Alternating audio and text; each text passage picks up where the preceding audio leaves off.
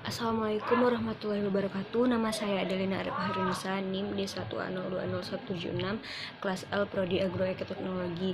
Saya akan menjelaskan resume pada kegiatan Isra Mi'raj Nabi Muhammad SAW dengan tema mengetuk pintu langit, menebar damai di bumi dalam menjaga keutuhan Negara Kesatuan Republik Indonesia.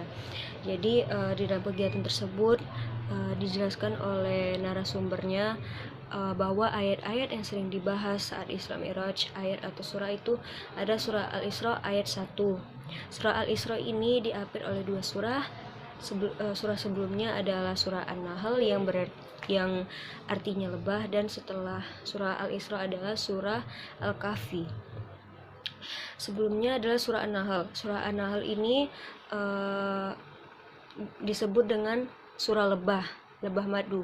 Kenapa disebut seperti itu? Karena di dalam kandungan surah An-Nahl ini disebutkan kecerdasan intelektual seorang serangga kecil, karena Allah secara menakjubkannya Allah mendemonstrasikan bagaimana seekor serangga kecil bisa menciptakan sebuah sarang dan juga memproduksi madu yang sangat berguna dan bermanfaat karena bisa menjadi obat seluruh penyakit.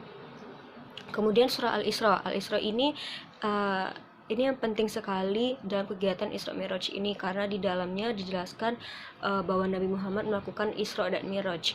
Isra ini adalah perjalanan Nabi Muhammad dari Mekah ke Palestina yang bisa dijelaskan oleh akal manusia secara horizontalnya.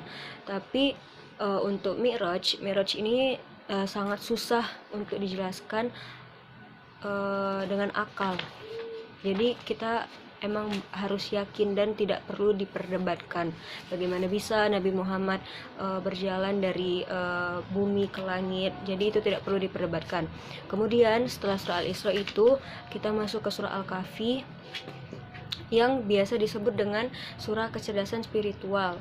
Jadi di dalam kandungan surah Al-Kahfi hampir semua isinya itu tidak bisa dijangkau oleh akal manusia. Contohnya saja seperti bagaimana bisa masuk akal ada orang yang tertidur sampai 309 tahun, selama 309 tahun maksud saya. Kemudian juga disebutkan bahwa Nabi Musa itu diceritakan belajar kepada seorang yang sama sekali tidak populer pada saat itu, tapi nyatanya bisa menjadi orang yang paling cerdas di dunia. Jadi intisari yang bisa didapatkan bahwa Nabi Musa bahwa jangan pernah memandang rendah orang yang tidak populer. Bisa jadi orang yang tidak populer itu tidak populer di bumi, tetapi bisa populer di langit karena lebih dimuliakan oleh makhluk di langit. Kemudian dijelaskan oleh narasumber kita bahwa bukan hanya Nabi Muhammad saja yang bisa melakukan Mi'raj, tapi siapapun hamba yang merasa dirinya taat kepada Allah Subhanahu wa taala bisa mendapatkan Mi'raj itu sendiri, yaitu dengan cara mendekatkan diri mereka kepada Allah Subhanahu wa taala yang berjarak sangat dekat itu, yaitu jarak antara kepala dengan sujud. Kepala dengan sejadah, atau yang biasa disebut dengan bersujud kepada Allah Subhanahu wa taala.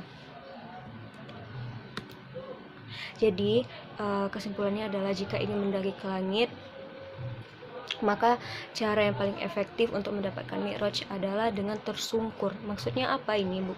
Maksudnya menyungkurkan diri, menyungkurkan mahkota dari diri kita sendiri, yaitu kepala kita ke hadapan Allah Subhanahu wa taala. Sekian dari saya. Apabila ada salah kata mohon dimaafkan.